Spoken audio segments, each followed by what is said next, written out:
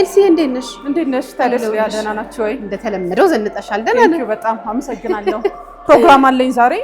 ጠሪ አክባሪ ነው እንግዲህ የተጠራንበት ቦታ ላይ አምረን መሄድ አለብን በሚለው ሜካፕሽን ተሰርተሽ? ሜካፔን ፀጉሬን ተሰርቻለሁ። አለባበሴም እንደዚሁ ለቦታው ይስማማል ብዬ እንግዲህ ተዘጋጅቼ ነው ያገኘሽኝ። በቃ ዝብርቅ አድርጌ ልጠይቅሽ ካለባበስሽ ልጀምር ነው። ፋሽን ላንቺ ምንድን? ፋሽን ማለት እንደ ቢዝነስ ከታየ ከፍተኛ ገንዘብ የሚንቀሳቀስበት ነው። ግን ደግሞ ወደ ግላችን አምጥተን ፋሽን አመለካከታችንን የምንገልጽበት በቃ ቃል አልባ መግባቢያ ነው። አንድ ሰው የለበሰውን ልብስ አይተን የሚሰራው እንዲህ ነው፣ አመለካከቱ እንዲህ ነው ማለት የምንችልበት ቃል አልባ የሆነ የሰዎችንም ስሜት የምናንጸባርቅበት ነው እና ፋሽን ማለት ለኔ እንደዛ ነው ባጭሩ። የምትወጂው አለባበስ እንዴት ያለ ነው? የምወደው አለባበስ እንደየሁኔታው ይለያያል። ብዙ ጊዜ ካዥዋል ነው የምለብሰው። የተለየ ፕሮግራም ከሌለኝ ካዥዋል አለባበስ በጣም ደስ ይለኛል። የጂንስ በጣም ወዳጅ ነኝ። ከዛ ውጭ ግን ቀደም ሲል እንዳልኩት ደግሞ ጠሪ አክባሪ ስለሆነ ቦታውን የሚመስል አለባበስንም ደግሞ መልበስ ደስ ይለኛል። በባህል አልባሳቶቻችንም እዘንጣለሁ እንግዲህ በተቻለኝ አቅም። ባይዘው የለበስሽው የልብስ ምርጫ ከለርሽ የኔ ፌቨራይት ነው። በጣም ውበትና ፋሽን ላይ በተለይ አተኩረሽ መስራትሽ አንቺን የፋሽን ሰው እንድትሆኚ ወይም ፋሽን ተከታይ እንድትሆኚ አድርጎሻል? ፋሽን ተከታይ አይደለሁም። ስለ ፋሽን ማወቄ ስለ አለባበስ የበለጠ መረጃ እንዲኖረኝ ከሰውነቴ ከእድሜ ከሁሉ ጋር የሚስማማ አለባበስ እንድመርጥ አድርጎኛል ይሄንን ፕሮግራም መስራቴ። እኔ የምልሽ እንዲሸንቅጥ የማለትሽ ሚስጥር ግን ምንድን ነው? ስፖርት ሰራለሁ። በሳምንት 5 ቀን ኤክሰርሳይዝ አደርጋለሁኝ። አመጋገቤን ለመጠንቀቅ ሞክራለሁ። ያ ማለት የወፈረ ሰው ሁሉ አመጋገቡ ልክ አይደለም እንቅስቃሴ አያደርግም ማለት አይደለም። የተፈጥሮ አቋማችን አለ። ግን እኔን ከጠየቅሽኝ ጤናማ የሆነ ላይፍ ስታይል እንዲኖረን ነው የምፈልገውና ላይፍ ስታይሌን ለማስተካከል ምግቤ ላይ እንዳልኩሽ ኤክሰርሳይዝ ማድረጋለሁ። ተፈጥሮም ያገዘኝ ይመስለኛል እና እነዚህ ናቸው ዋና ምክንያቶቹ። አያያዝሽ ግን ወደ ውበትና ፋሽን ኢንዱስትሪው የሚያስገባ ይመስላል። አቅዳለሽ? አይቀርም። እውነት ከዚህ ቀደም የሽቶ ጀምሬ ነበረ። አሁንም ደግሞ ወደፊት ፋሽኑ ላይ እንደዚሁም ደግሞ በቴክስታይል ላይ የመግባት የራሴ እቅድ አለኝ። ምክንያቱም ኢንዱስትሪውን የበለጠ የማወቅ እድል አለኝ እና ደግሞ የበዓል ዋዜማ ላይ ነው ያለ ነው። በጣም የምትወጁ በዓል የትኛውን ነው? በዓል ደስ ይለኛል። ያው የኛ ኢትዮጵያን በዓል ከቤተሰብ ጋር ሰብሰብ ብለን የምናሳልፈው ስለሆነ በእኔ ሙያ በአንቺ ሙያ ደግሞ አብዛኛውን ጊዜ ስራ ላይ ነው የምናሳልፈውና በዓል ሲመጣ ቤተሰብ ሰብሰብ ብሎ የሚገናኝበት ስለሆነ አብዛኛዎቹን በዓላት እወዳለሁ። አዲስ ዓመት ደስ ይለኛል፣ ገናም ደስ ይለኛል። ልጅነትሽ ምን መልክ ነበረ ኤልሲ? ልጅነቴ በጣም ደስ የሚል ነበረ። የተወለድኩት እዚሁ አዲስ አበባ ውስጥ ነው። አብነት የሚባል አካባቢ ነው። የመጀመሪያ ልጅ ነኝ። የስለት ልጅ ነኝ ደግሞ ዝም ብዬም የመጣው አይደለሁም። ስለዚህ ልጅነቴ በጣም ደስ የሚል ነበረ። ከተማሪነት ከመጀመሪያ ልጅነት እድሜ ጀምሮ ማንበብ በጣም የምወድ፣ መጫወት በጣም የምወድ፣ ለመገናኛ ብዙሃን ደግሞ የተለየ ቅርበት የነበረኝ ደስ በሚል ሁኔታ የልጅነት ጊዜን ያሳለፍኩኝ ነኝ እና አስደሳች የልጅነት ጊዜ ነበረኝ። በልጅነትሽ ምን መሆን ነበር የምትፈልጊው? በልጅነቴ መሆን የምፈልገው የሚገርምሽ እዚሁ አሁን ከምሰራው ስራ ጋር የተያያዘ ነው።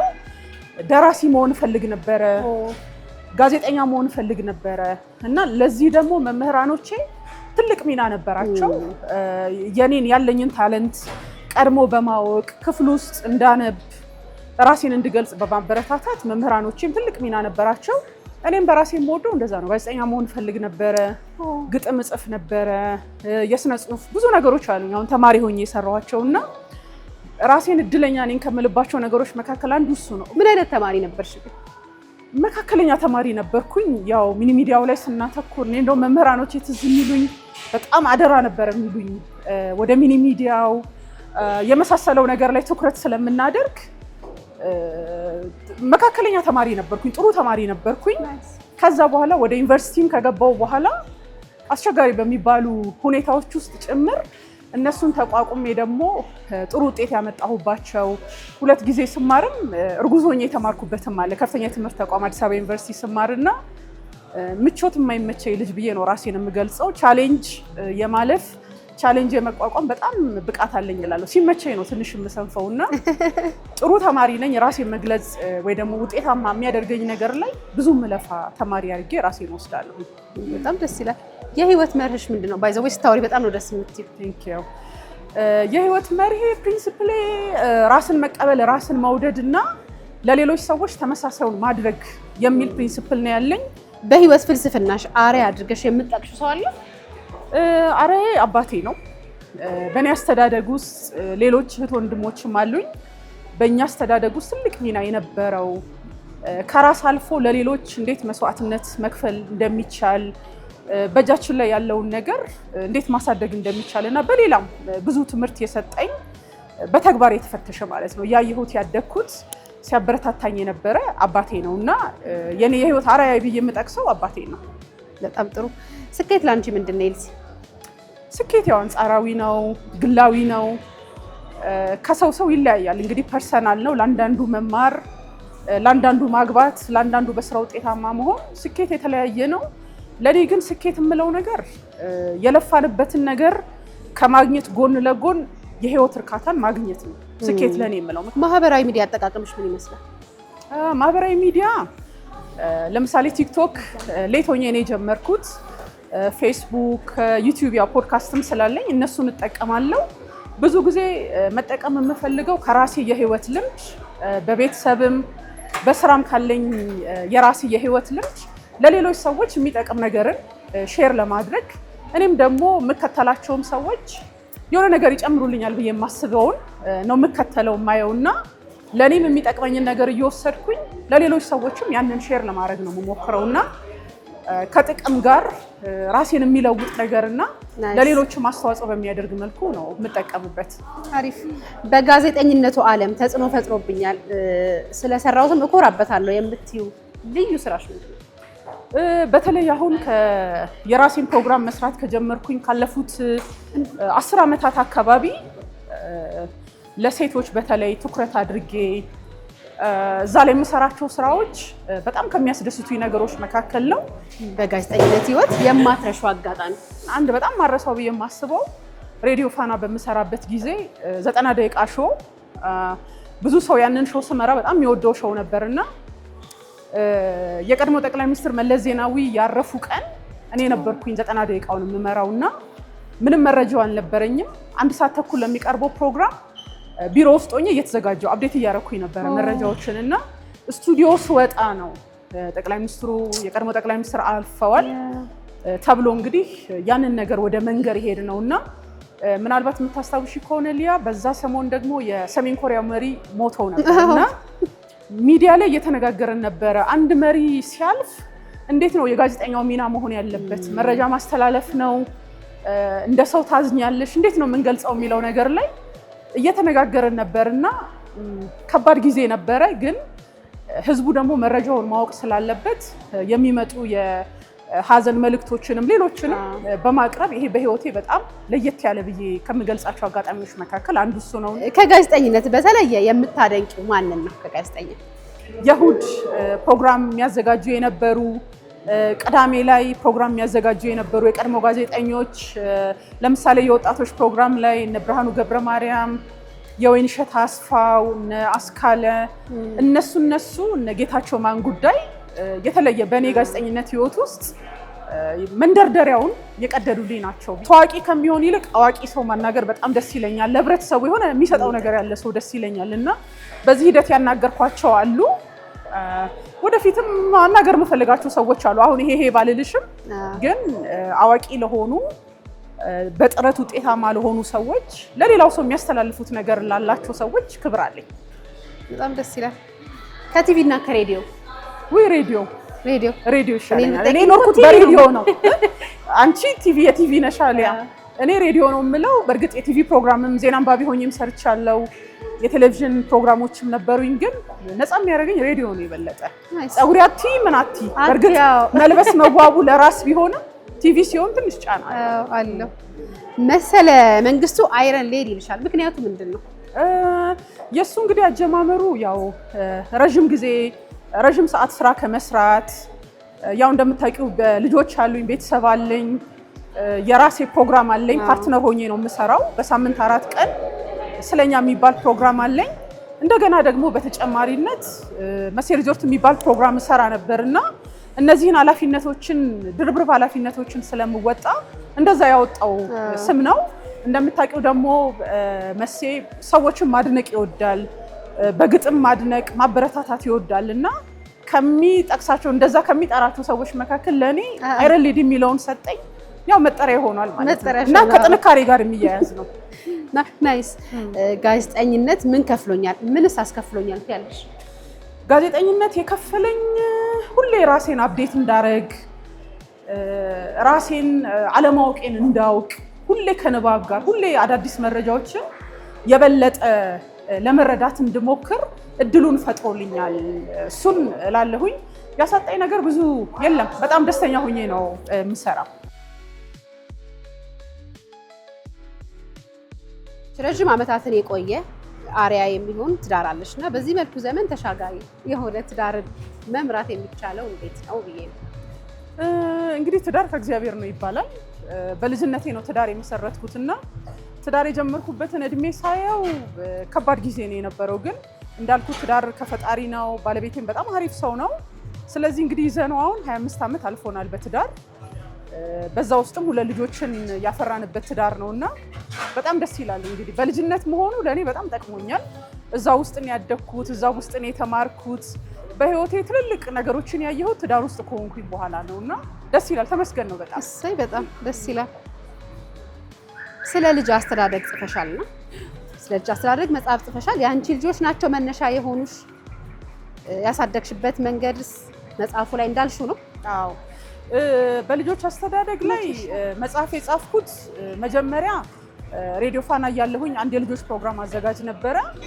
ያንን ፕሮግራም ሳዘጋጅ የነበረው ክፍተት በጣም ነበረ የሚታየኝና ወላጆች መረጃ ቢኖራቸው ስላላቸው የልጆች አስተዳደግ ሂደት በመረጃ ላይ የተመሰረተ ብዙ ጊዜ እኛ እንግዲህ ልጅ ስንወልድ አክስት ነው የምንጠይቀው፣ አጠገባችን ያሉ ሰዎችን ነው የምንጠይቀው። ያ መሆኑ መጥፎነት የለውም። ግን እውነተኛ የሆነውን መረጃ ቀድመን አግኝተን ልጆችን በምን መልኩ ማሳደግ እንችላለን ለሚለው ፕሮግራሙን ስሰራ ክፍተት አይ ስለነበረ እሱን ለመሸፈን የመጀመሪያ መነሻዬ። የቅርብ ጓደኛሽ ማን ናት ኤልሲ?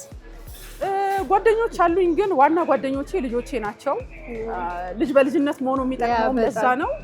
ልጆቼ ትልልቅ ናቸው። ኢቨንት ሲሄድ አብረው ጆይን ያደርጉኛል። መዝናናት ብፈልግ ምንም ብፈልግና ልጆቼና ባለቤቴ ናቸው ዋና ቤስት ፍሬንዶቼ ብዬ የምገልጽ።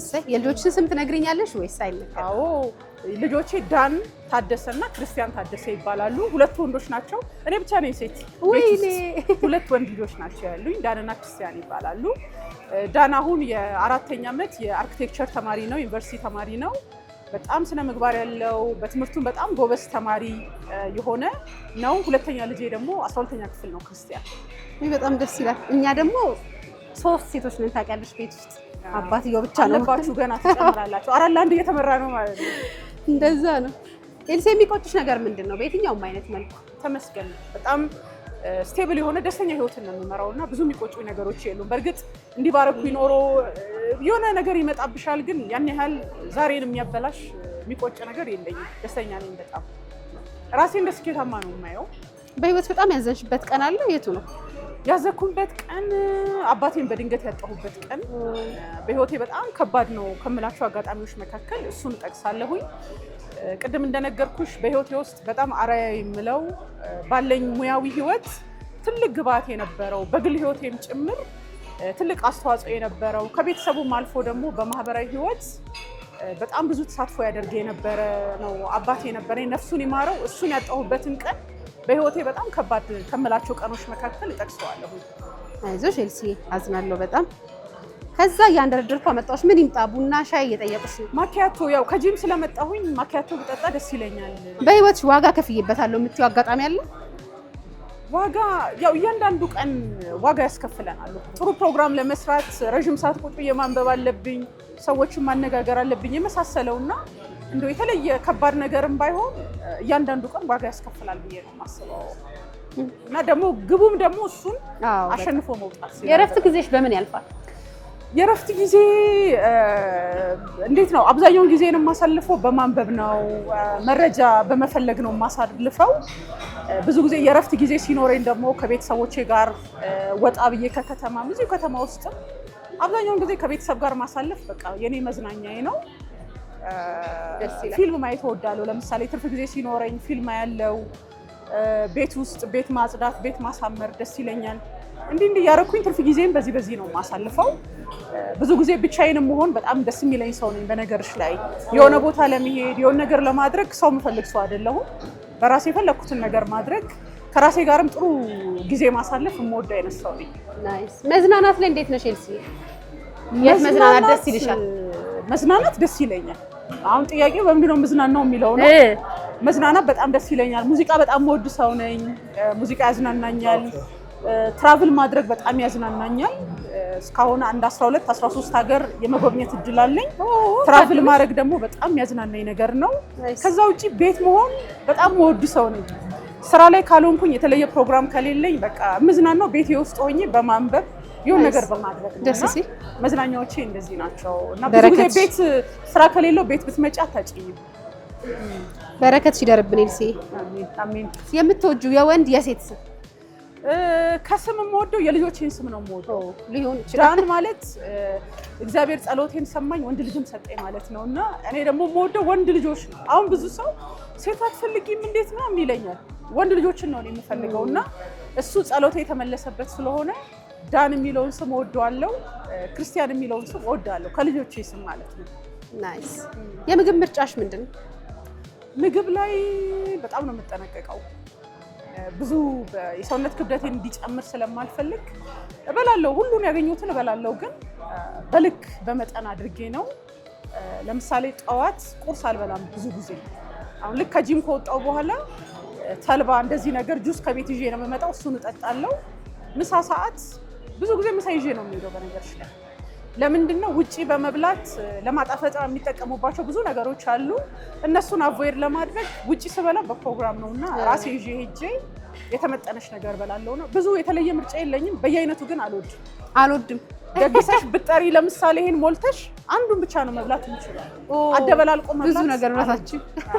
ከዛ ውጪ ብዙ እንትን አለለም። ያው ግን ስጋ በል ነኝ፣ ካርኒቨረስ በኝ። አይ ከስጋ እንርቅም። እኔም እንደዛው። ሀገርሽን መርቂያት ኤልሲ እስቲ። ሀገራችን እንግዲህ ከሀገር በላይ ምንም የለንም። ወተን የምንገባባት፣ ሰላሟ የተጠበቀላት፣ ዜጎቿ የሚደሰቱባት፣ ሰርተው የሚከብሩባት፣ ደስተኛ የሚሆኑባት ሀገር ልክ ስካንዲኔቪያን ሀገር ላይ በደስታ እንደዚህ ናቸው አንደኛ ናቸው እንደዚህ እንደሚባለው እኛም ደግሞ የሁሉ ነገር ግቡ በህይወት እርካታ አግኝቶ መኖር ነውና ያ ነገር እንዲሆን ለሀገሬ እመኝላታለሁ። በአጠቃላይ የምን ጊዜ ምርጥ 5 ሙዚቃዎች? ሙዚቃ 5 ምርጥ ሙዚቃዎች የጥላሁን ገሰሰ ኢትዮጵያ ከባድ ነው በጣም። የነዋይ በጣም አድናቂ ነኝ እና የነዋይ ደበበ አብዛኞቹ ስራዎቹ ይመቹኛል። እንደዛ ይሻላል። በጣም መወዳቸው ሙዚቃዎች ብዙ ናቸው። ለመንበጥም ትንሽ ከብዳል። አንባቢ ስለሆንሽ ወደ መጽሐፍ ልቀይርልሽ። ምርጥ የምታያቸው 3 መጽሐፍቶች? መጽሐፍት በጣም አሪፍ መጽሐፍት በእኛም ሀገር ይታተማሉ፣ በውጭም ያሉ መጽሐፍት አሉ። በጣም የሚገርመኝ አሁን ላይ ወደ ባዮግራፊ እያዘነበልኩኝ ነው። ልክ የሰዎች ህይወት በተግባር የተፈተነው እንዴት ነው የኖሩት የሚለውን ነገር እዛ ላይ በጣም እያተኮርኩ ነውና እኔ ሰዎች እሱም ቢያዩት ከኛም ሀገር በጣም ደስ ይለኛል። ሰሞኑን በድጋሚ እያነበብኩት ያለሁትን አንድ ልጥቀስልሽ። የሚሳም ተራራ የፍቅረ ማርቆስ ደስታ ግለ ታሪኩ በጣም የሚገርመኝ ሰው ከየት ተነስቶ የት ይደርሳል የሚለው ነገር ምንም በቃ ከፈጣሪ ውጪ ምንም ዋስትና እንደሌለን፣ ቻሌንጆችን እንዴት መቋቋም እንደምንችል፣ የህይወት አጋጣሚዎች ደግሞ ወዴት እንደሚወስዱንም ጭምር የሚያሳይ ነውና ይሄንን መጽሐፍ ቢያነቡት ብል አሪፍ ይመስለኛል። ያይ አጠገቤ ያለ መጽሐፍ አነባለሁ። እውነት አነባለሁ። በጣም የሚገርም ከኔ ይጀምራል። ከጋዜጠኝነት ውጪ ብሰራ ውጤታማ እሆንበታለሁ ብለሽ የምትይው ሙያ አለ? ምንድን ነው? ጋዜጠኝነት የሚዋጣልኝ ሙያ ነው። ለምን? ሙያውን በጣም ስለምወደው ሁሌ ራሴን ለማብቃት ነው የምጠራው። ሁልጊዜ የተሻለ ሰው ለመሆን ነው። እንደምታውቂው አሁን ላይ አድማጩም ተመልካቹም ከኛ በልጦናል። እኛ ማይኩ ስላለ ወይ ካሜራ ስላለ ካልሆነ በስተቀር ስለዚህ ከዛ ጋር ለመድረስ በጣም የምታገልበትና ደስ የሚለኝ የጋዜጠኝነት ሙያዬ ነው። ግን ወደፊት ስታይሊስት መሆን አይቀርም።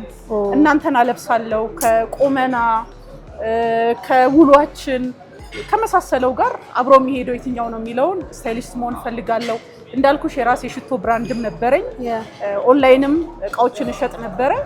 እሱንም መጨመር ፈልጋለሁ። ግን የሚዋጣልኝ ጋዜጠኝነት ነው። ወደ ዓመት ሰራሁት እኮ አሁን አይኖ ብዙ ጊዜ አማተርም ሆኜ ትምህርቴንም ሳልጨርስ ሰራው ስለነበረ ብዙ ዓመት የሰራሁትና የምወደው እሱ ነው የሚሳካልኝ።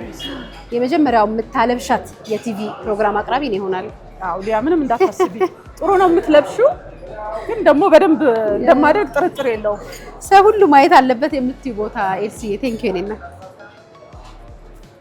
ሰው ሁሉ ማየት አለበት ብዬ የማስበው ብዙ ቦታዎች አሉ። ለኛ ለኢትዮጵያውያን አንድ ወቅት ላይ የዚህ ሀገር ውስጥ ቱሪዝም ተብሎ የቱሪዝም ማህበራት ነበሩና ሰዎች በሀገር ውስጥ ያሉ የቱሪስት መስህቦች እንዲጎበኙ የሚደረግባቸው በጣም ብዙ ቦታዎች አሉና እኛ የምናየው ወደ ውጭ አሻግረን ነው። ግን ሀገር ውስጥም ካሉ ቦታዎች ትልልቅ ታሪካዊ ቦታዎች አሉ። ሃይማኖታዊ የሆኑ ያልሆኑትንም እነሱ እንዳጠቃላይ ቢጎበኙ የሚል ሀሳብ ነው ያለኝ። ከውጭ በጣም የሚገርምሽ እኔ በልጅነቴ በጣም መወዳት ሀገር ሲንጋፖር ነበር። ሲንጋፖር እንዴት ነው የወደድኳት? አባቴ ከመስሪያ ቤት መጽሔት አምጥቶ መጽሔት ላይ ይቻት ነውና ሲንጋፖርን የማየት እድል ነበረኝ። ብቻዬን የሄድኩት ረጅም ርቀት። እሷም ሀገር ብትጎበኝ እላለሁኝ። አሁን እኛ ሀገር ፓርኮች ምናምን እየተሰሩ አይደል? ልክ ባጫጭር ርቀት ደግሞ ትልልቅ ፓርኮች ያሉባትና በጣም የምታምር ሀገር ናት። እሷም ብትታይ በጣም አሪፍ ነው ብዬ አስባለሁ። በጣም ደስ ይላል። ከቻናል ዋን ጋር እሁድን አንድ ላይ የነበረች ቆይታ በጣም አዝናኝና ደስ የሚል እኔ ብዙ ያተረፍኩበት ነው። ኤልሲ አብረሽን ስለነበርሽ 50ዎቹን ጥያቄዎች ስለመለሽ በጣም እናመሰግናለን። በጣም አመሰግናለሁ። እኔም ስላገኘኋችሁ በጣም ደስ ብሎኛል። ያው እንግዲህ ጣቢያችሁ አዲስ ቢሆንም አሁን ላይ ደግሞ ብዙ ተመልካቾችንም እያገኘ ለየት ያለ አቀራረብም ያለው ነው።